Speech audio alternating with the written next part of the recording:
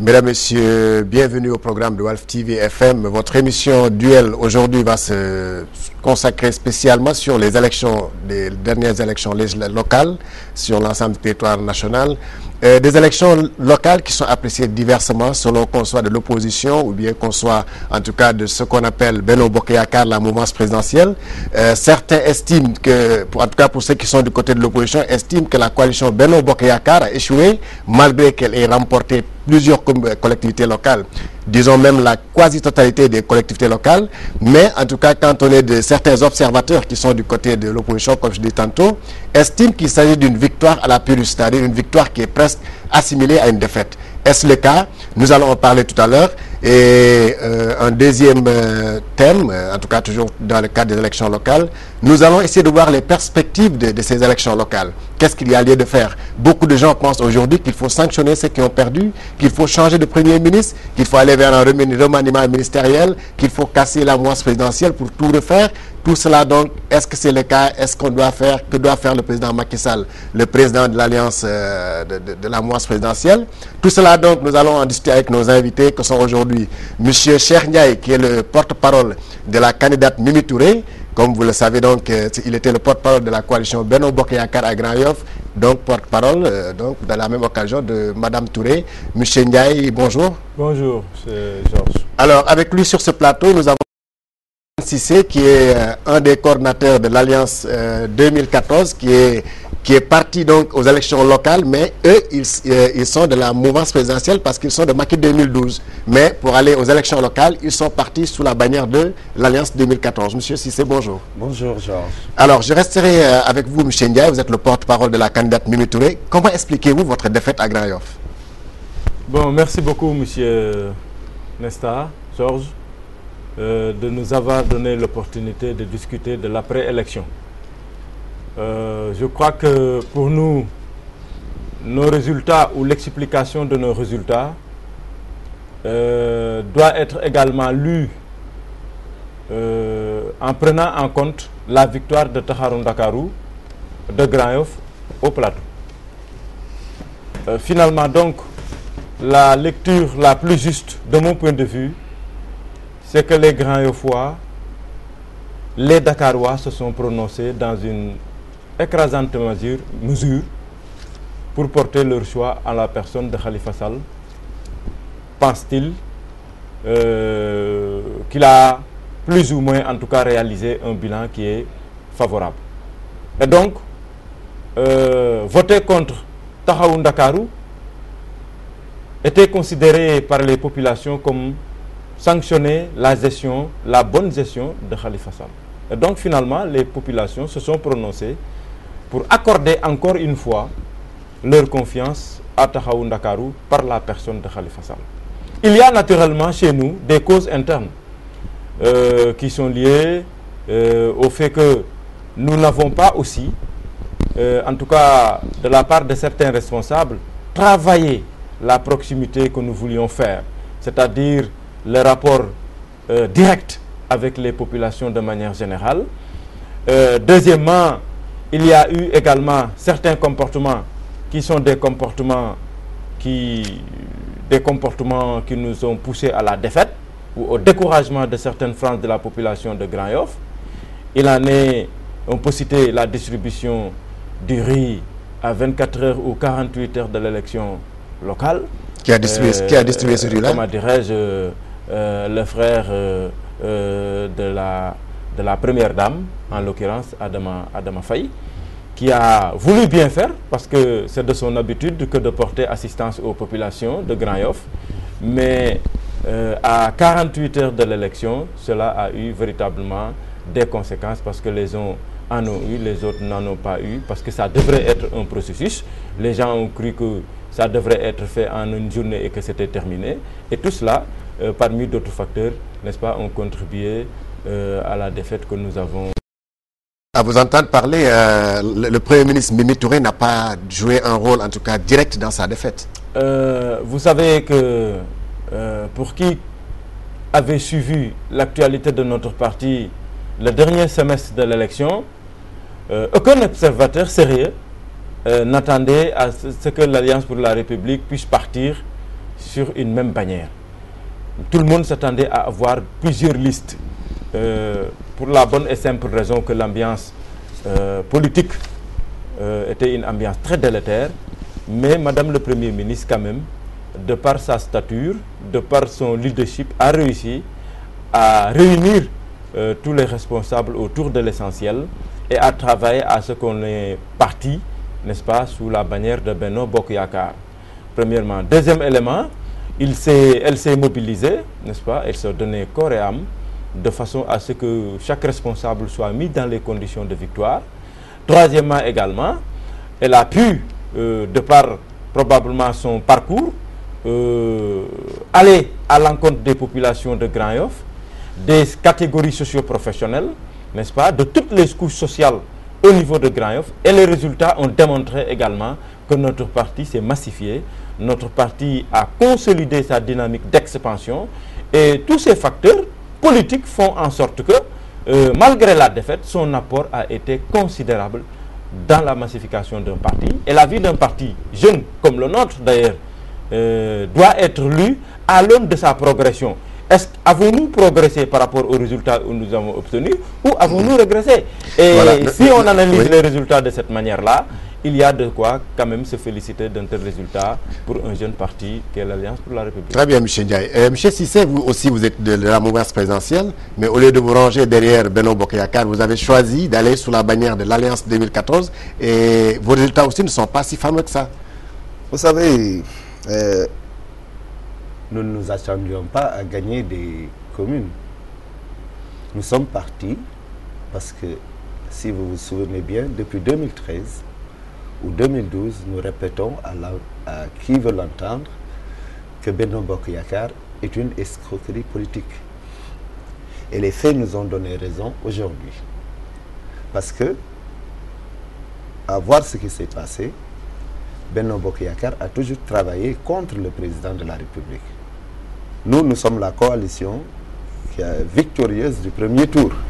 Et nous avons toujours gardé notre identité par rapport à Benno Bokk Yakaar. La coalition Macky 2012. Parce que nous n'avons jamais cru que cette coalition de circonstances du deuxième tour puisse s'inscrire dans une dynamique qui va sortir le pays de l'émergence. Alors c'est pourquoi nous avons pris nous sommes allés sur 14 départements avec 57 listes, avec nos maigres moyens, où certains des leaders de la coalition ont été obligés d'hypothéquer leur salaire et de prendre des prêts au niveau de certaines banques pour aller en campagne. Nous n'avons bénéficié aucunement d'aucun fonds venant du gouvernement ou de quelque autre institution. Alors nous sommes partis sur fonds propres. Ce que nous avons, c'est ce que nous méritons. C'est ce que nous avons comme militants, comme sympathisants qui ont voté pour l'Alliance 2014 parce que nous faisions face à des puissances d'argent.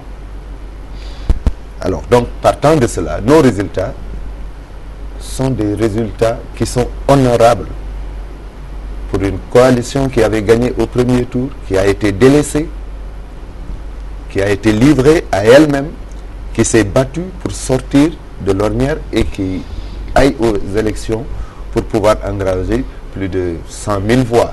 Mais est-ce qu'on ne peut pas vous accuser d'être un peu responsable de la défaite du Premier ministre dès l'instant que vous êtes membre de la mouvance présidentielle?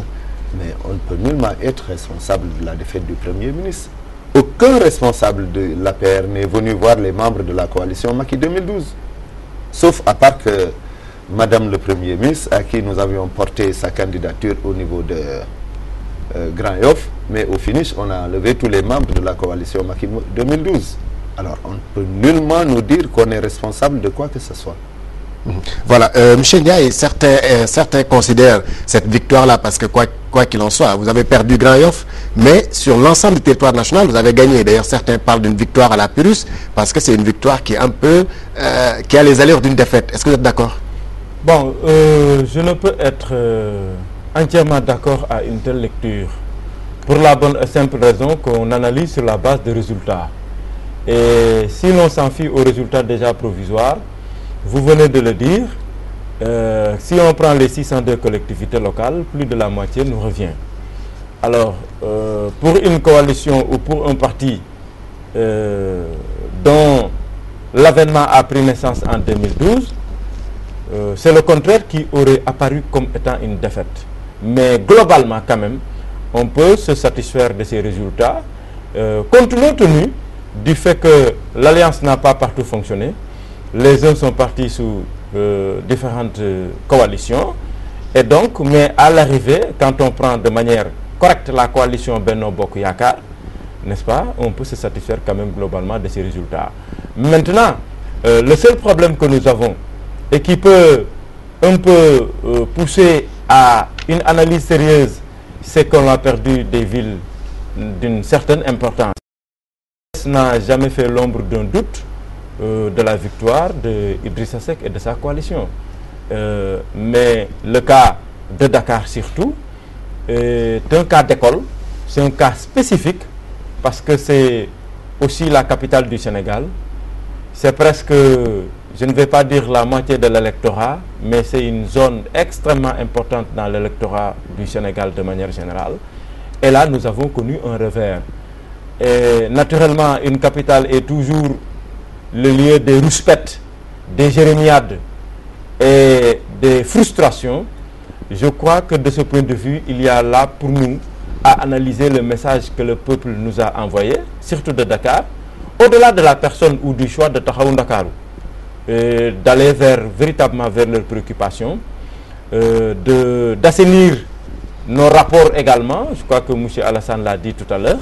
Il va falloir faire le remue-ménage de la coalition Benno Bokk Yakaar, mais surtout développer des projets et programmes qui puissent satisfaire les populations de Dakar qui ressentent les premiers et les plus durement la crise économique mondiale. Voilà, Monsieur Cissé, vous avez entendu tout à l'heure votre vis-à-vis parler d'expliquer un peu le choix des électeurs. Est-ce qu'on peut expliquer le choix des électeurs par le bilan du président Macky Sall?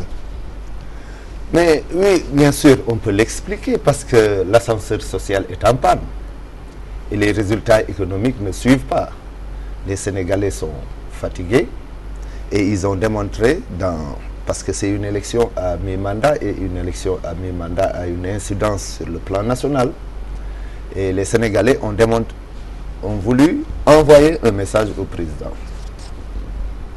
Parce que, même si le président n'était pas candidat. Même si le président. Mais ce sont des élections à mi-mandat. Ça impacte sur le travail du gouvernement.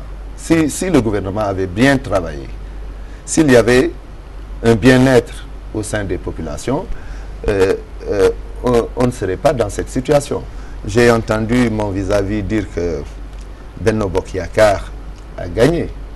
Certes, si vous gagnez 410 collectivités locales qui ne représentent pas le poids d'un atome électoralement et que vous perdez les grandes villes, des bastions électoraux, vous ne pouvez pas dire que vous aviez gagné. Ce n'est pas comparable. Vous ne pouvez pas comparer Dakar à Medina Wounaré ou Medina Wandifa. Le poids électoral de Dakar, c'est le quart de l'électorat du Sénégal. Alors, Wade avait fait la même chose en disant qu'il avait gagné 365 collectivités locales. Au finish, en 2012, il a été balayé. Et si on se met à faire de l'arithmétique dans la politique, on fausse tout. Il faut analyser selon le poids électoral des zones perdues, des zones que l'on a gagnées. Si vous gagnez un hameau ou une bourgade où l'impôt ne fait pas 100 000 francs et quelqu'un gagne Dakar où le taux d'imposition dépasse le milliard, vous ne pouvez pas dire que vous aviez gagné. Alors ça, c'est une lecture erronée de dire qu'on a 410, mais que valent ces 410 par rapport aux autres bastions? Alors, M. Ndiaye, est-ce que le choix des électeurs a été en fonction du bilan du président Macky Sall?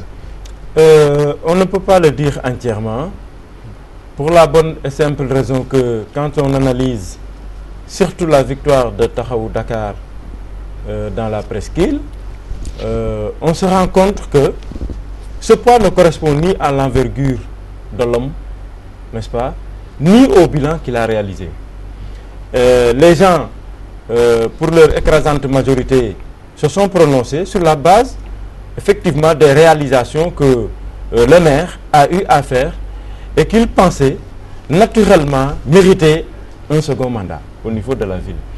Vous savez, entre-temps, que l'acte 3 est passé par là pour éliminer le suffrage à 2 tours. Et que donc, il fallait gagner Grand Yoff pour espérer que Khalifa Sall puisse être à Dakar. Il fallait lui donner donc un nombre de communes suffisamment important pour qu'il soit à la ville. Le contraire, vous allez le sanctionner. Et ayant réfléchi de cette manière, c'est de cette manière seulement que nous pouvons expliquer cette victoire de Taxawu Dakar au niveau durant ces élections-là. Mais cela ne correspond pas justement et entièrement peut-être à une sanction d'un bilan de l'action gouvernementale. Quand nous voyons, c'est vrai que si on regarde les paramètres économiques et sociaux au niveau de Dakar, ils ne sont pas comparables avec ce que nous connaissons dans les régions. Le niveau de pauvreté est beaucoup plus important à Dakar, n'est-ce pas? La population, surtout juvénile et autres, est beaucoup plus importante à Dakar. Et donc, tout effet de la conjoncture économique est davantage ressenti par les populations citadines, notamment de la capitale. Mais quand on compare le bilan au niveau de Dakar, quand même de l'action gouvernementale, il y a que on a fait beaucoup d'actions. Le niveau de l'inflation a été maîtrisé durant les 2 ans, n'est-ce pas, d'exercice. Nous avons également augmenté les salaires de la catégorie la plus importante, c'est-à-dire les fonctionnaires au niveau de Dakar.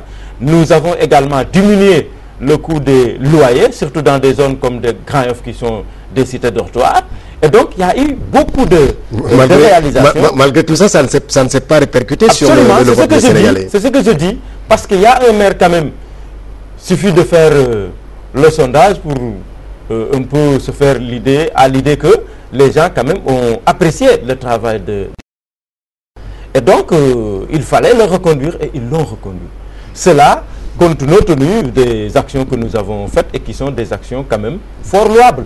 Mais je dis, il faudrait, et c'est là où je voudrais seulement que Alassane puisse diluer son bissap du Ndogou, parce que on ne peut pas quand même, après avoir perdu peut-être la capitale ou la ville de Dakar, perdre une partie de Pékin, perdre Rufisque, Thiès et Ziguinchor, et à déduire... Oui, non, Mbour c'est la commune, le département on l'a gagné, n'est-ce pas? Sur les 42 départements, on en est à presque plus d'une trentaine, n'est-ce pas? Alors c'est ce que je veux dire. Baké, si vous, oui, des bastions électoraux. Oui, absolument. Mais quand on prend le nombre... Mais si vous perdez 2 tiers de l'électorat, vous ne pouvez pas dire que vous avez gagné. On en a du point de vue des départements, plus de la moitié. N'est-ce pas? On a plus d'une trentaine de départements sur les 42. Oui, mais monsieur électoral de ces départements. Oui, je suis d'accord pour dire.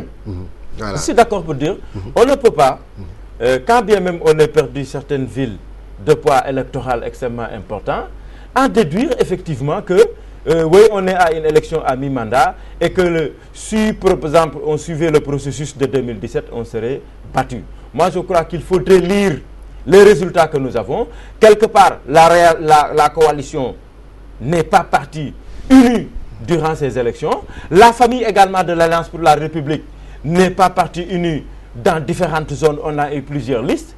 L'électorat a été effrité. Et tous ces facteurs ont fait en sorte que ces résultats-là ne peuvent pas être analysés dans leur généralité pour se faire une idée, oui, du poids, n'est-ce pas, de notre parti ou de la qualité de notre gestion. Aujourd'hui, il faut faire beaucoup attention à l'analyse des résultats.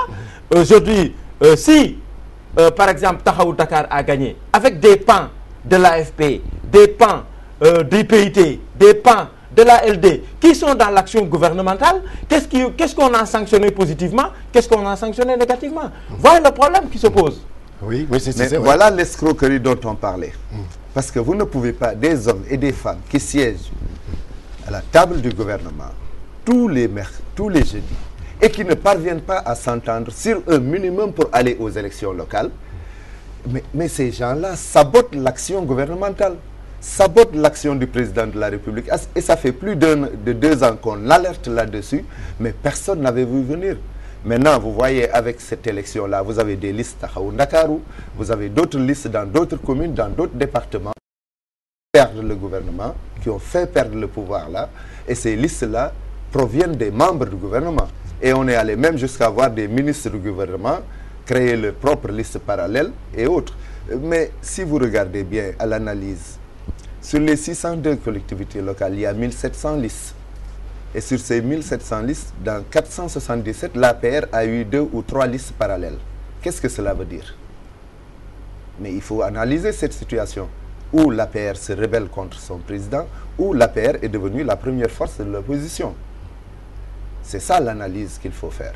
Alors vous ne pouvez pas dire que vous n'avez pas perdu, vous avez gagné parce que vous avez 410. Ce n'est pas arithmétique. Regardez le poids électoral de ces 410 collectivités locales comparé aux autres collectivités locales gagnées par des forces qui demain seront devant le président de la République en 2017. Par exemple, Tahaoun Dakar, c'est la victoire d'un homme. C'est Khalifa, les Dakarois ont voté pour Khalifa Sall. Or, en 2012, la coalition Macky 2012 n'avait aucune commune à Dakar. Et pourtant, ça ne l'a pas empêché de gagner Dakar, Pékin, Guédiawaye. Alors que c'est Khalifa Sall qui contrôlait hein, la plupart des collectivités locales. Alors, c'est ça l'analyse. Vous ne pouvez pas dire que... Vous allez me dire que comparaison n'est pas raison, mais 2012, Ouad était dans cette même situation. Et on est dans cette même situation. Maintenant, si le président doit en tirer une analyse, c'est qu'il doit réformer en profondeur. On y viendra tout à l'heure. Oui, voilà, oui, Michel, oui, rapidement. Je crois que nous disons la même chose, probablement pas de la même manière. J'ai dit tout à l'heure que cette élection a révélé quand même des chiffres importants, mais également des chiffres très difficiles à décortiquer, liés à la nature un peu hétérogène des coalitions qui sont parties un peu partout. Et naturellement, jusqu'à là où nous avons perdu, n'est-ce pas? Ce n'est pas la coalition Benno Bokk Yakaar qui a perdu dans sa globalité, n'est-ce pas? Dans beaucoup de cas, je l'ai dit et rappelé tout à l'heure, la famille de l'Alliance pour la République est partie avec 3 ou 4 listes. La coalition Benno Bokk Yakaar également, et même dans la coalition Taxawu Dakar, et dans d'autres coalitions qui sont éparpillées dans les collectivités locales, n'est-ce pas, du Sénégal. Et donc finalement, en faire une analyse correcte devient extrêmement difficile. Mais quand on l'analyse dans son ensemble, je crois, on peut avoir une lecture relativement plus facile. Et cette lecture, c'est que à 2 ans après 2012, il y a les villes ont échappé quand même au contrôle de la famille de l'opposition d'alors, qui se trouve au pouvoir autour de la coalition Benno Bokk Yakaar. Mais il faudra analyser le pourquoi. Et je suis d'avis que, avec Alassane, qu'il faudrait pour nous revoir la nature de notre coalition qui est partie à l'élection présidentielle. Ok, nous reviendrons sur ça, c'est-à-dire les perspectives. Monsieur Ndiaye, juste avec vous encore, certains estiment par exemple que le président aussi, même s'il n'était pas candidat, a été quelque part un des artisans de cette défaite-là, par le choix des hommes, notamment au niveau des ministres et au niveau des directeurs généraux, etc. Bon, vous savez que nous, en tant qu'Alliance pour la République, nous sommes un jeune parti, avec des jeunes leaders, et c'est la raison pour laquelle il faudrait un peu relativiser. Et pour l'essentiel, en tout cas en ce qui nous concerne, Alliance pour la République, nous n'étions pas dans une position de conserver le pouvoir local, mais nous étions dans une position de conquérir le pouvoir local dans l'écrasante majorité des collectivités locales au Sénégal. Mais est-ce que ça a été, avec des leaderships nouveaux. Est-ce que ça a été intelligent quand même de laisser par exemple un camp comme Macky 2012 qui en tout cas toujours... Oui, non, mais d'abord, ce qui n'est pas intelligent, c'est qu'on soit parti divisé. D'abord. C'est-à-dire, il y a là, je crois, la nécessité pour nous de jeter un regard critique et d'analyser de manière froide les résultats que nous avons, qui sont un peu aussi la conséquence de notre désunion. Ça, c'est un premier fait. On ne peut pas gagner une élection locale, n'est-ce pas, en partant désunis comme ça. Et on ne peut pas également, et là, la faute n'incombe pas directement au président de la République. Je crois également que la faute incombe à Macky 2012, qui a eu une position aussi relativement radicale, qui devait plutôt être une position, je crois, politique, d'assumer leur part dans la victoire, mais également ne pas utiliser ces positions radicales de type, bon, voilà quoi, finalement on se considère comme étant une opposition à l'Alliance pour la République et à la gestion. Et donc finalement, nous aussi, nous n'avons pas bien probablement managé les deux coalitions que nous avions, la première coalition Macky 2012 et la seconde, n'est-ce pas, la coalition Benno Bokk Yakaar. Et donc, tous ces facteurs font en sorte que on a eu des problèmes aujourd'hui pour se faire non seulement une idée claire de ce que nous avons comme résultat, mais pour partir avec les maximums de chances nécessaires, n'est-ce pas, pour arriver à gagner ces locales qui sont aussi des élections extrêmement déterminantes dans la suite des événements. Alors, mais oui, ce que je voudrais dire, c'est que moi, c'est moins les résultats de cette élection locale 2012 que ce qu'on fera des résultats qui importent pour Voilà, très bien. Nous viendrons de ce qu'on fera des résultats. Monsieur Cissé, vous êtes une opposition au sein de la mouvance présidentielle, comme il le dit. Non, en fait, c'est plus que comme ça. Bon, le candidat Macky Sall avait pris des engagements au nom de la coalition Macky 2012. Et ce n'était pas en son nom propre. Quel genre d'engagement? Les engagements qu'il avait pris, c'était au nom de la coalition Macky 2012. Qui allait faire de vous des ministres, etc. Nous avons été des sentinelles de la démocratie et des sentinelles pour le respect de ces engagements. Vous croyez que nous sommes une opposition? Non. Mais c'est l'attitude. C'est l'attitude. C'est-à-dire, vous trouvez que l'attitude est belliqueuse. Absolument. Alors que l'attitude, c'est l'attitude d'un ami qui veut du bien à son ami. Parce que, comme le disent les Wolof, bu ñuy ànd nañuy waxante dëgg. Bu fekkente ni waxante dëgg amu ci, kon ànd bi warul am. Deuxième chose, c'est que l'APR, depuis qu'elle a gagné les élections, depuis la présidentielle, l'APR n'apprenait plus la table d'addition ni la table de multiplication, mais l'APR apprenait la table de division. Ah bon. Nous avons été mis aux parcelles non assainies du pouvoir. On n'a été consulté sur rien du tout. Alors comment voulez-vous qu'une coalition qui sorte vainqueur au premier tour soit mise à côté et qu'on amène d'autres et qu'on dise que ces gens-là, attendez ce que vous dites là, mais attendez, nous on comprend, hein, que ces gens-là soient accusés, comme le disaient les responsables de l'APR, qui disaient que la coalition Macky 2012 représentait 0,1% sur les 26%. Et c'est ça qu'il fallait clarifier lors de ces élections. C'est pourquoi nous sommes allés de notre côté avec l'Alliance 2014 ou avec le modèle. Donc, vous disiez que nous ne sommes rien, nous sommes des moins que rien. Alors, non, on n'a jamais si, c'est ce que disait. Je peux citer certains responsables qui le disaient, comme Ben Ndiaye, comme Seydou Gueye, qui sont des voix autorisées de l'Alliance pour la République. Attendez, attendez, ce que disaient ces responsables engageaient le parti présidentiel. Qui ont construit cette alliance. Oui, mais ces gens-là engageaient le parti présidentiel. Et le président même est allé jusqu'à croire que le Macky 2012 représentait 0,0%. Non.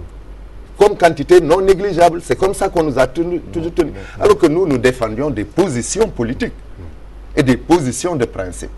Quand on disait que nous ne croyons pas à pourquoi Macky 2012 Benno Bokk Yakaar, c'est parce que je vais vous donner un exemple patent. Oui. Le PDS est sorti avec 32%. Le PS a eu 11%. Et s'est retrouvé avec plus de députés que le PDS, qui en avait 32%. L'AFP, qui avait 13%, s'est retrouvé avec presque la moitié des députés. Du PDS. Vous croyez que ça, c'est la règle démocratique et que c'est juste ça, que c'est équitable? Des gens qui ont été battus au premier tour, alors que le deuxième, c'est les députés que ces gens-là. Et ces gens-là influent sur la vie de la nation en donnant des injonctions au pouvoir.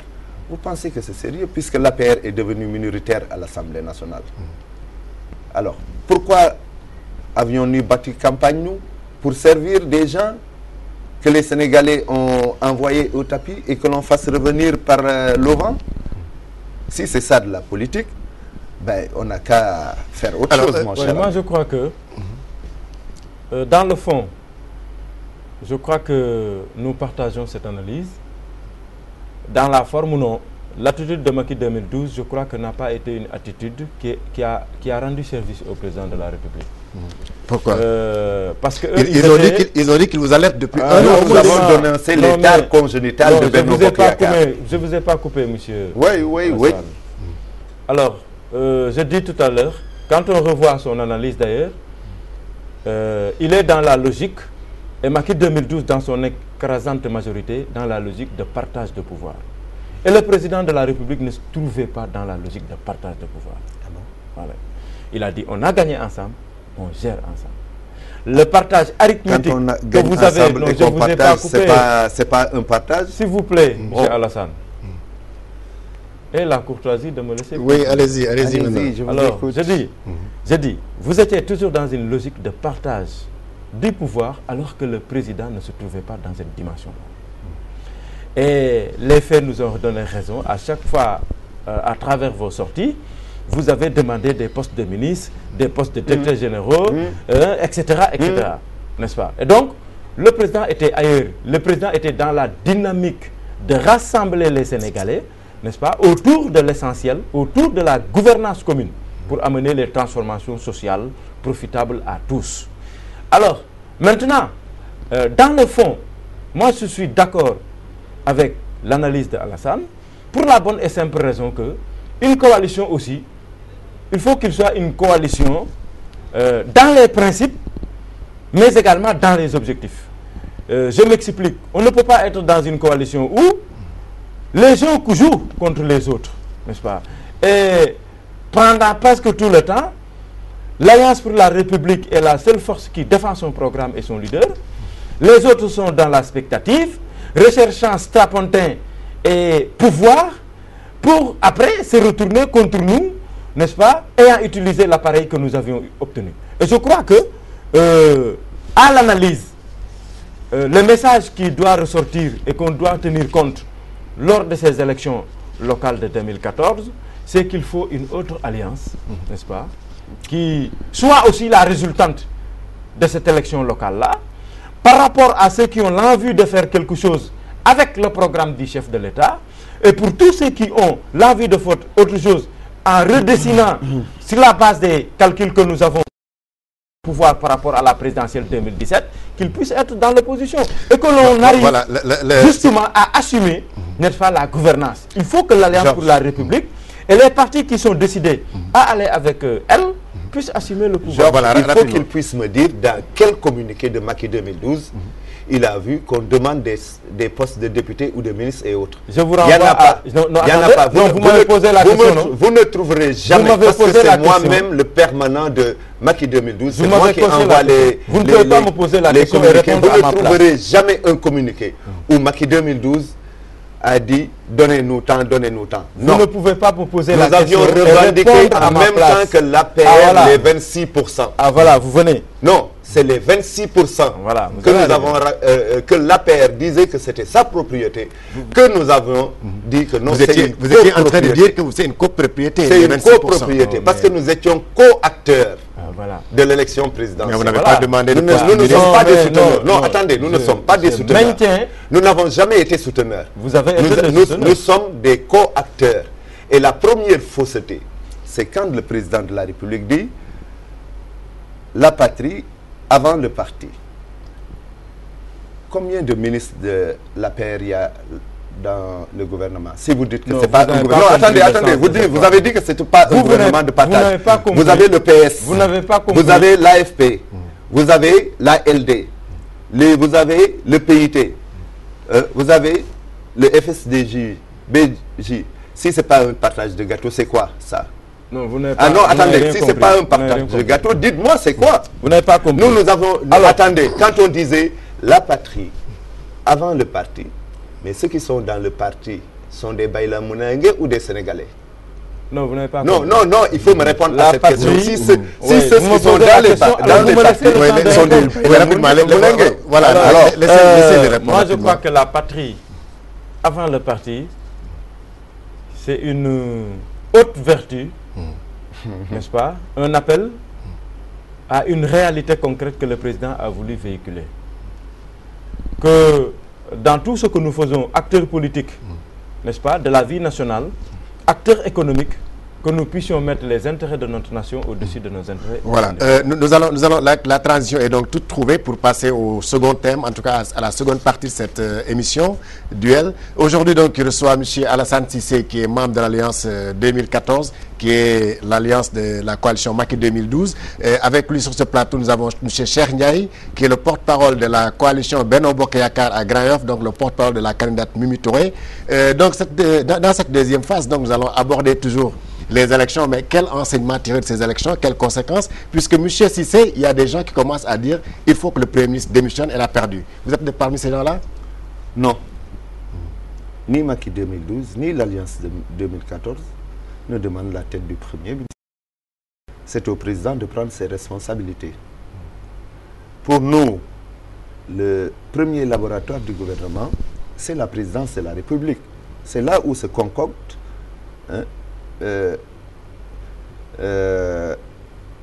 c'est là où se concocte le programme économique et social. Et à la présidence, vous ne trouverez pas de politique aguerrie. Le président doit réformer en profondeur la présidence de la République dans un premier temps pour y mettre des hommes politiques aguerris qui peuvent penser pour les Sénégalais. Mais vous ne pouvez pas prendre des gens qui n'ont jamais vécu avec la population et leur dire de penser pour 12 millions de Sénégalais. Ils ne peuvent pas. Ils peuvent pas. Vous voulez dire que le président est mal entouré à la présidence? Mais bien sûr. Ça, c'est... Tout le monde sait que le président est mal entouré. Voilà. Monsieur Ndiaye, votre candidate a perdu.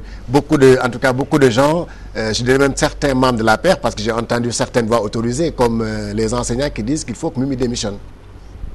Alors, moi, le seul regret que j'ai, c'est qu'on instrumentalise des instruments du parti à des fins personnelles, ou politiques ou politiciennes. Quel instrument, par exemple? Moi, j'ai personnellement suivi Youssou Touré, prendre la défense de Madame le Premier qui est le ministre, coordonnateur des enseignants de la paire. Absolument. Prendre la défense de Madame le Premier ministre, tête de liste de la coalition Benno Bokk Yakaar de Grand Yoff, et de l'entendre aujourd'hui prendre le contre-pied de ses déclarations d'avant-hier. Pour dire qu'il réclame... Engager une structure qui se trouve une structure légale du parti. Je crois que ces résultats-là, surtout les résultats au niveau de Dakar, sont les résultats que nous devons lire avec lucidité et comprendre le message qui nous est envoyé, au lieu d'essayer de passer à table tous ceux qui, voilà, ont perdu. C'est le terme qu'on utilise, comme si on avait gagné des collectivités. Et donc, il faut replacer le contexte. Nous étions partis à la conquête de municipalités au niveau de la ville de Dakar, chose légitime pour un parti qui exerce également le pouvoir. Il y a eu des causes internes, il y a eu des causes externes qui ont milité à la défaite au niveau de Dakar. Il faut analyser globalement la question et comprendre que, de notre point de vue, il y a une dichotomie entre les charges gouvernementales de Madame le Premier ministre et ses résultats politiques sur le terrain. Je m'explique. Quand le chef de l'État, le président de la République, président de l'Alliance pour la République, n'est-ce pas, consultait Madame le Premier ministre, je crois fondamentalement que c'était sur la base de compétences certaines qu'elle dégageait et des considérations politiques. Parce qu'à un moment donné, l'Alliance pour la République avait demandé quand même à avoir un Premier ministre politique. Alors, ce faisant, du 1er septembre à nos jours, je crois que l'action gouvernementale comme elle se devait, et elle a pris l'engagement d'accompagner le chef de l'État dans une zone difficile, n'est-ce pas, politiquement, pour l'aider également à refaçonner un parti, j'allais dire en lambeaux au niveau de Grand Yoff. Mais vous n'êtes pas d'accord avec M. Cissé quand il dit qu'il faudrait que le président Macky Sall revoie son entourage à la présidence de la République? Vous savez, quand on fait l'analyse correcte d'une défaite ou d'une déconvenue ou comment dirais-je, d'un résultat, il faudrait voir, l'évaluation doit être complète. Tant dans ceux qui sont chargés de penser politiquement comment dirais-je, le vécu de notre parti et la direction que nous devons prendre, mais également au niveau de ceux qui sont en train de penser l'appareil économiquement parlant, parce qu'il y a une relation de cause à effet. Mais dans tous les cas, je crois fondamentalement que la décision ne doit pas être une décision hâtive, elle ne doit pas être une décision précipitée. Nous devons prendre le temps d'enregistrer les résultats, de les diagnostiquer dans leur profondeur, n'est-ce pas, de recoller le morceau, de réunifier cette famille qui a été désunie pendant très longtemps, de refaire notre parti, de le réorganiser, de le structurer sur la base des résultats que nous avons, et après, pour le chef de l'État, de prendre les décisions qui s'imposent. Le chef de l'État doit-il nettoyer les écrits d'OGS, comme certains le pensent? Mais je vous l'ai dit tout au début, le président doit se séparer de Benno Bokk Yakaar dans un premier temps, puis nettoyer les écrits d'OGS dans la paire. Parce que Benno Bokk Yakaar, dans la paire même? Oui, dans la paire même, il doit rectifier. Parce que le fait que des responsables de l'APR aillent dans des listes dissidentes, c'est-à-dire qu'ils disputaient le leadership de certaines personnes qui sont venues avec l'avènement du président Macky Sall et qui ont eu une légitimité historique, mais pas une légitimité à la base. Ces gens leur contestaient la légitimité à la base. Et ce sont ces gens-là qui sont les véritables vainqueurs. Parce que ces gens ont démontré qu'ils ont un électorat qui leur est propre. Alors que ceux qui sont partis avec Benno Bokk Yakaar se fait sur la vague de sympathie des militants du président de la République. Alors que ceux qui avaient des listes dissidentes se sont créés une base locale.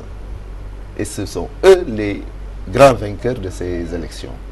Maintenant, comme je le disais tantôt, la présidence de la République doit être le laboratoire du gouvernement. C'est là où se concoctent les plans de développement économique. Si vous imitez des administrateurs civils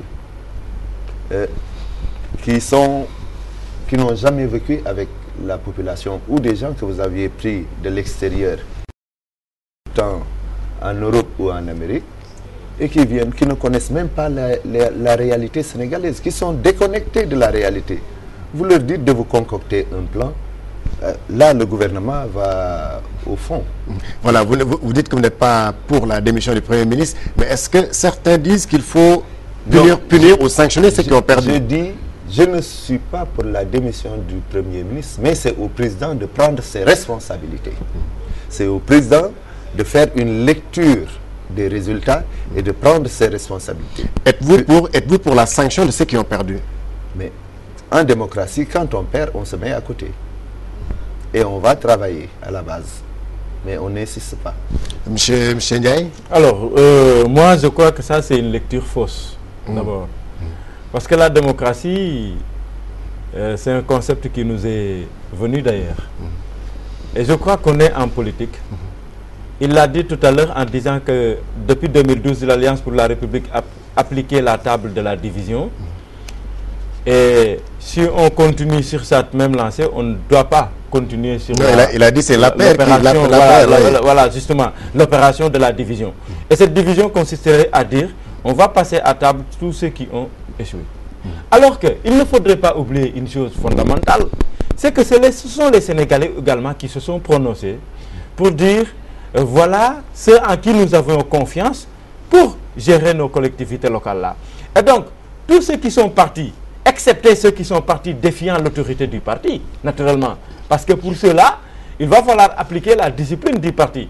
Mais tous ceux qui sont partis pour aider le président de la République à élargir les bases de son parti, à donner corps à sa coalition, naturellement, doivent mériter autre chose que des sanctions. On ne peut pas avoir un appareil politique et sanctionner négativement les gens, n'est-ce pas, qui ont fait des résultats, qui ont tenté de mettre le parti à l'abri, qui ont donné corps à la coalition.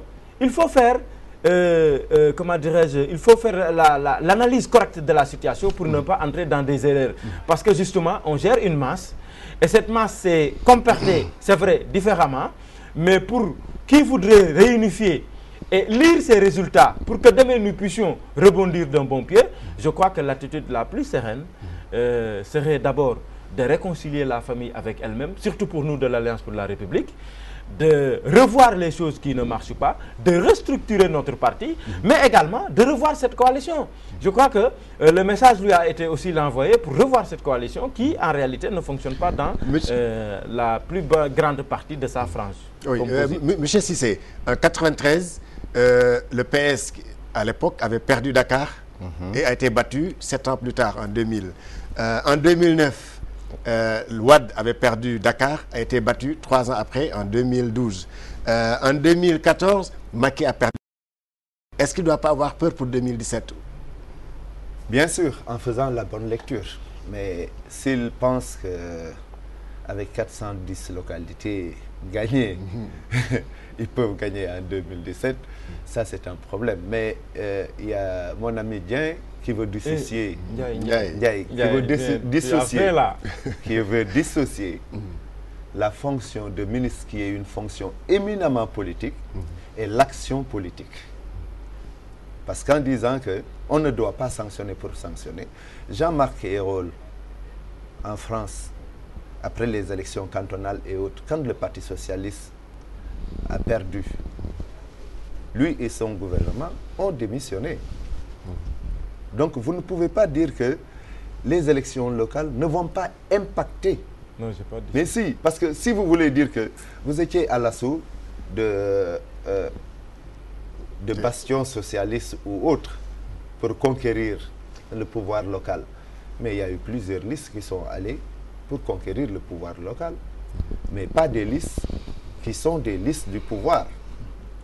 Le pouvoir avait donné à des gens pensant que ces gens-là pouvaient gagner les localités.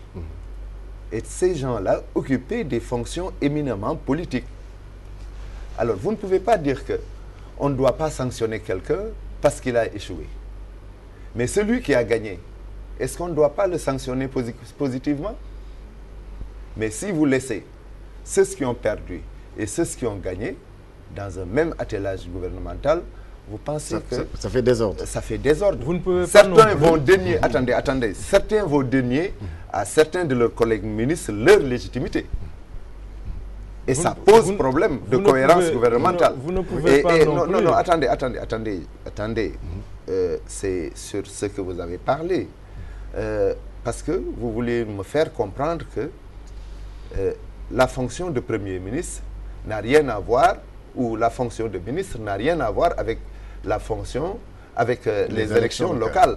Or, la fonction de ministre est une fonction éminemment politique. On est ministre parce qu'on est politique. On n'est pas ministre parce qu'on est compétent. À compétence égale, diplôme égal, je prends mon militant, je le mets ministre. Et c'est ça qui se passe. Oui, cher. Alors, moi je voudrais dire que chez Macky Sall, ce n'est pas parce qu'on a un poids politique qu'on devient ministre. On est ministre parce qu'on est compétent. Ah bon? Ah oui. bon? Alors, est-ce que c'est prouvé ça? Non, moi je ne peux croire que le président de la République nomme ses ministres sur la base d'un poids politique. Parce qu'il ne sert à rien de prendre quelqu'un qui ne peut rien apporter. Mais il a dit qu'il ne gagne pas, je le sanctionne. Oui, je veux dire, c'était une invite. Encore faudrait-il replacer ces paroles dans leur contexte. C'était une invite aux directeurs généraux et aux ministres. C'était pas des menaces. C'était pas simplement. Alors, je veux dire tout simplement que c'était une invite au président de la République, comment dirais-je, aux directeurs généraux et ministres, n'est-ce pas, d'être proche des populations, de travailler à ce que le parti puisse élargir ses bases au niveau local et non plus de venir à Dakar dans des bureaux climatisés pour laisser, n'est-ce pas, les masses, comment dirais-je, de l'autre côté. Voilà l'invite. Mais, deuxièmement, voyez, on fausse l'analyse si on considère qu'on doit châtier les coupables et sanctionner positivement les vainqueurs en mettant exclusivement et seulement les vainqueurs dans un attelage gouvernemental, les autres, on les met de côté. Politiquement, c'est suicidaire pour M. le Président de la République, parce qu'il a un appareil jeune qui a été amené par des leaderships jeunes et qui ont besoin de temps pour être, comment dirais-je, bénéficier d'une certaine légitimité qui les permette demain de pouvoir avoir cette aura politique. Khalifa Sall n'est pas une création, une réalité fantasmée, créée comme ça. Khalifa Sall, c'est presque 40 ans d'exercice politique au niveau de Grave, au niveau de Dakar. Ce n'est donc pas le produit d'une fabrication comme ça, virtuelle, non. Nous aussi, jeunes leaders qui sont dans les collectivités, devront avoir le temps de la maturité politique et qui doit être accompagné par les décideurs politiques. Et c'est la raison pour laquelle nous attirons l'attention de M. le Président de la République de ne pas suivre ces analyses qui sont des analyses complètement erronées de la chose politique. La chose politique, elle se manage.